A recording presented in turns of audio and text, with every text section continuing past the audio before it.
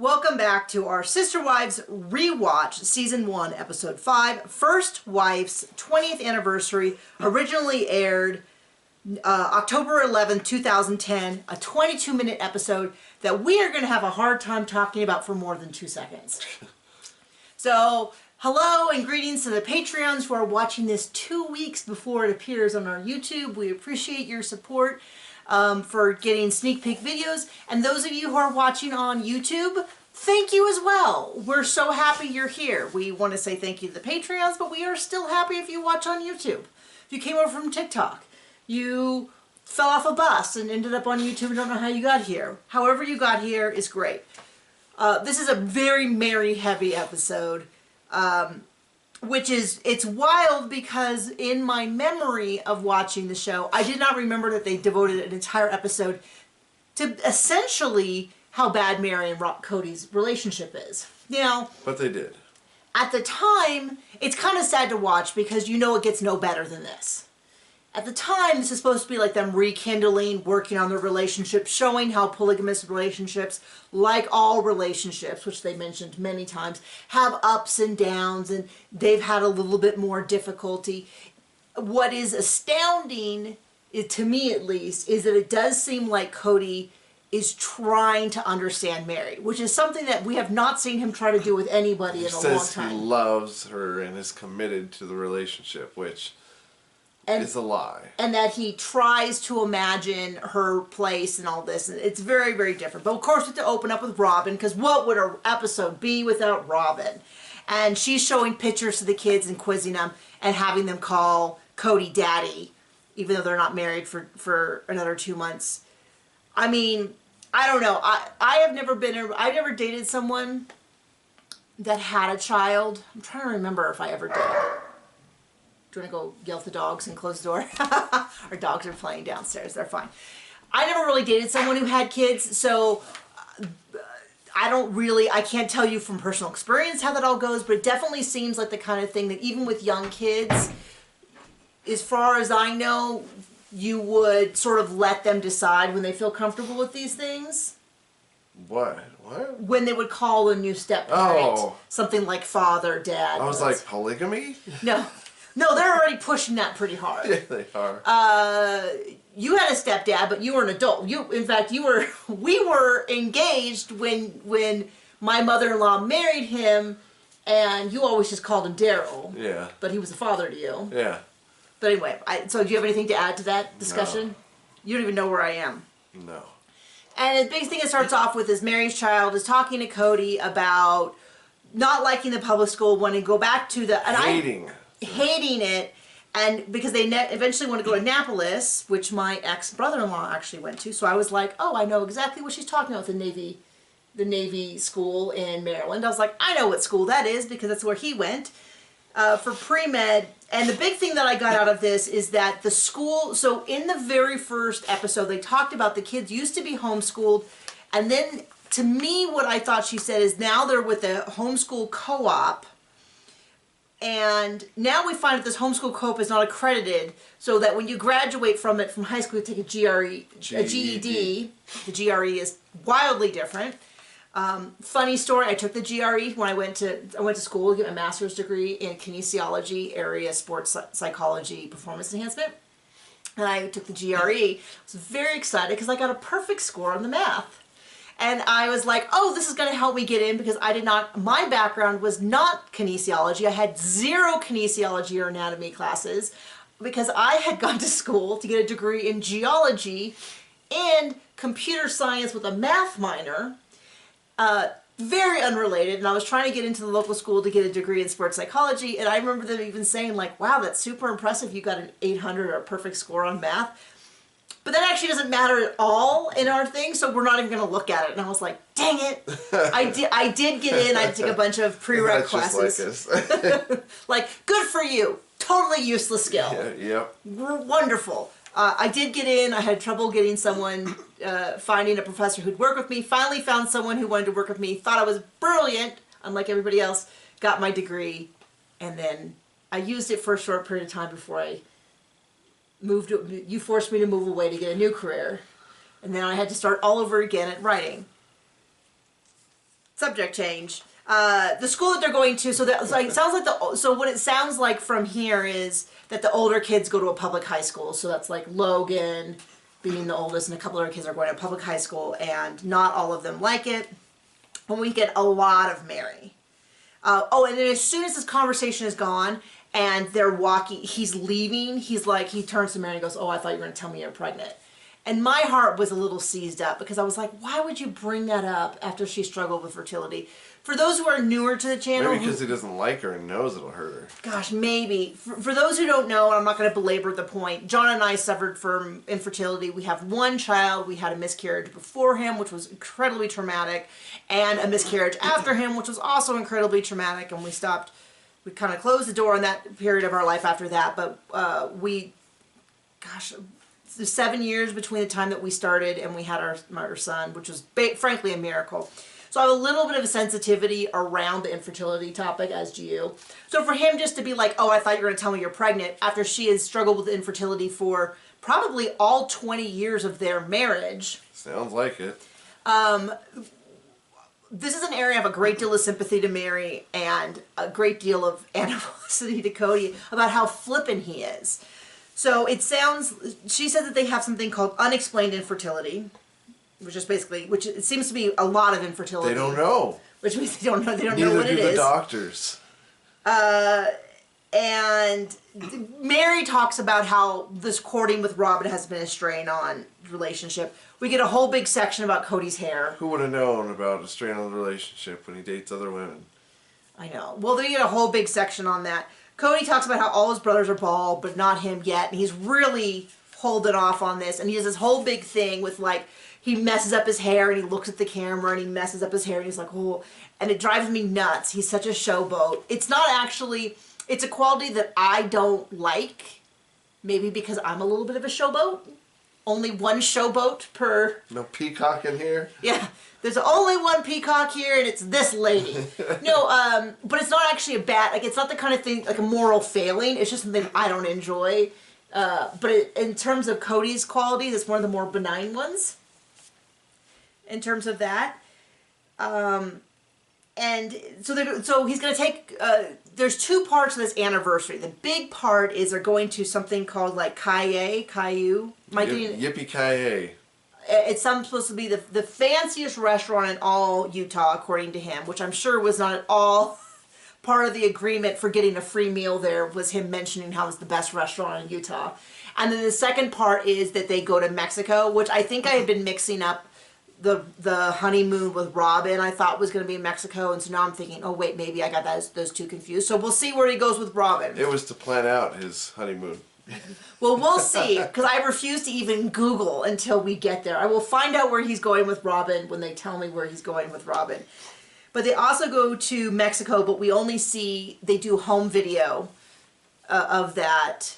But for the restaurant, they go to this restaurant, completely empty, except for them. So I'm like, oh, I bet you they got there at 2 p.m. before the restaurant opened. It's because of COVID. So they don't, so that they don't disturb the other people during it. I mean, it seemed nice. It seemed like it was in a nice location or something. We actually have been they're from Lehigh, but we went to Salt Lake City a couple times, and we've had some excellent meals there.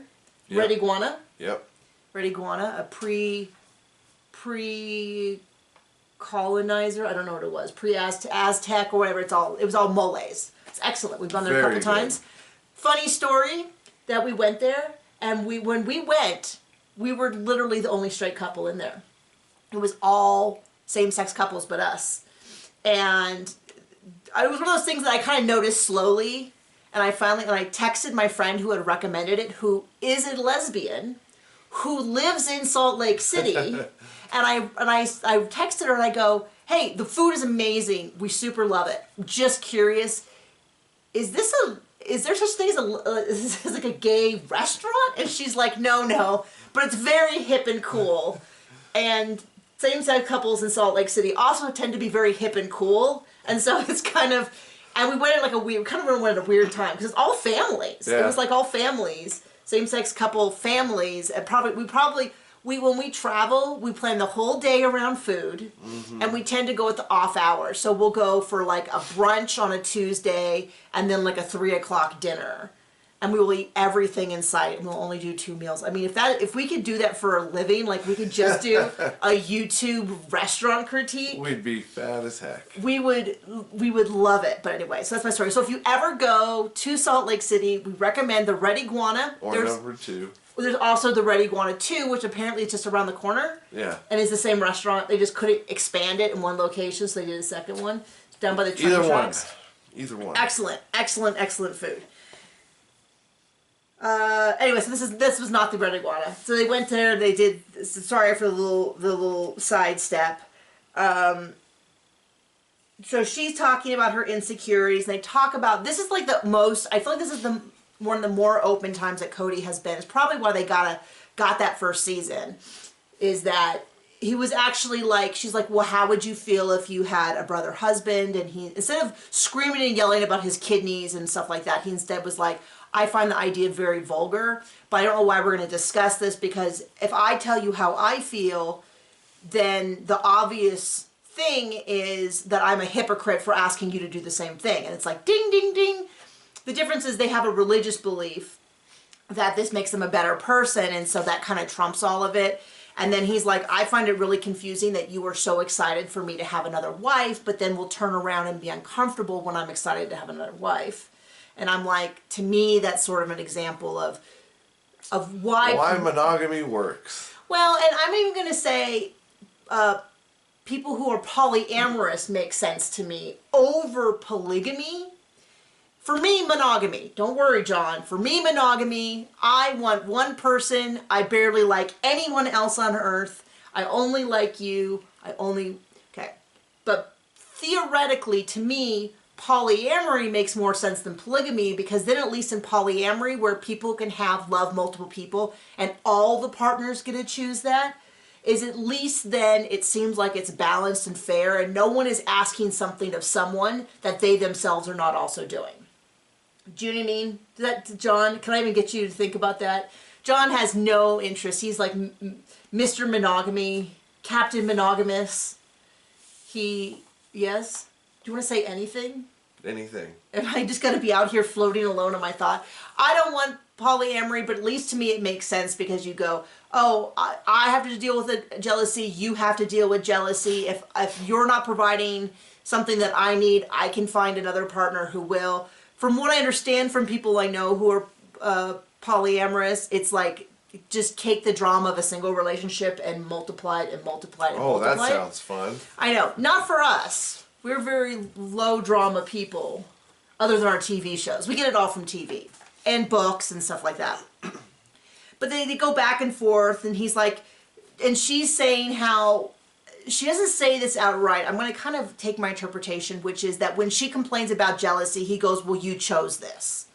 And I thought, well, that's sort of like if I was to complain about like that you're not helping out with the baby, and you said, well, you wanted a baby. I'd be like, well, yeah, but I do want a baby, but I also didn't want a baby that I had to, we had a discussion ahead of time. I didn't want a baby that I was going to be 1,000% responsible for, and you were going to skate through and do nothing on, which is not how it works. You probably changed 2 diapers? I changed very many diapers, but that was something John, well, in the hospital. It was like an 80-20 ratio. In the hospital, he changed all of them because I had a C-section. They tore me asunder from hip to hip. From down under. I was ripped wide open, and all my organs were taken out, and I had a little... If we're not proof TV rots your brains. I was tipping over and flattening nurses from passing out, and I was in great pain all the time. So yes, you did change all of those initial baby diapers, and you did quite a few after that as well. I could sum up the whole episode, which is Mary was like, I feel like you're not paying much attention to me, and he's like, but you chose this lifestyle. But I'll say that he said this in at least a kind tone, which is a minor thing, but compared to this last season, he wasn't screaming about kidneys, he wasn't shouting, he wasn't glaring, he seemed to be trying. Of course, there's cameras there, so it does feel a little bit performative. They go to this thing, and then they go to Mexico. And this is where the whole Mary has a second baby. So Mary, several years before, got surprise pregnant. which is shocking because it seems like he barely can stand her. So the fact they even got close enough to get pregnant on accident is surprising. And they lost that baby. And it was devastating. We, after our last miscarriage, were so devastated that we decided that it was not something that we were going to continue to try because it was awful. Just heartbreaking. We just couldn't keep doing it. And I was no spring chicken. I was just turning 41 right when we were going through the miscarriage because I had complicated miscarriages that had to follow up because my body was like, hey, I think we're still pregnant. And we're like, I'm really sorry, bud, but you're not. And they're like, I think we're going to keep still doing this anyway. It was a whole big complication. First miscarriage took 9 months to get sorted out and multiple surgeries. The second one wasn't as complicated, but we had to go to the doctor every week for blood tests to make sure that everything was going the way it should. It was very in-depth, terribly grief-inducing. I'm sorry to anyone that has gone through that. We have a great deal of sympathy for you and empathy for you. And we no longer decided, and I'm coming back to this, which is my feeling is that at some point we accepted this was the reality of it, and we were not happy that that was reality, but we had found peace with what we did have. We have a wonderful son. We're happy with that. We're building a life moving forward as having a single child. We're moving forward. And it kind of feels like maybe that's where Mary is. That is not where Cody is. So they cut to their trip in Mexico, which is like 2 seconds long at the end. And it was just videos of him driving, them in the ocean stuff. And then they're at a meal and he like has a camera set up and he's like, I have this idea. I think we should get in vitro fertilization. And she just is totally shocked. She vomits right there on the table. No, she doesn't vomit there on the table, but this has definitely caught her off guard. This is not a pre-planned conversation for the camera, unless she's a great actress, which I don't think she is. And she's just like, I don't know. I don't know that I want that. And my sympathy was with her in that moment because you do come to peace with a situation and you start moving forward and it's like that wound kind of heals over a little bit and the scar tissue is always there and you kind of hurt over it. But in vitro is not a given. This is not like we're going to have a baby. This is like we're going to try to have a baby again. And of course, the other thought I had was, holy cow, that's really expensive. And also at the same time, why didn't they do this earlier? And my instant first thought was, oh, we're looking at TV money. We're looking at, they got this big payout from TLC. Now they can afford in vitro, which is incredibly expensive. And to be clear, if that is a decision that you've made, we support you in that. It was something that we decided that we weren't going to do for just personal reasons, but have no problem with anybody else doing, but it is expensive.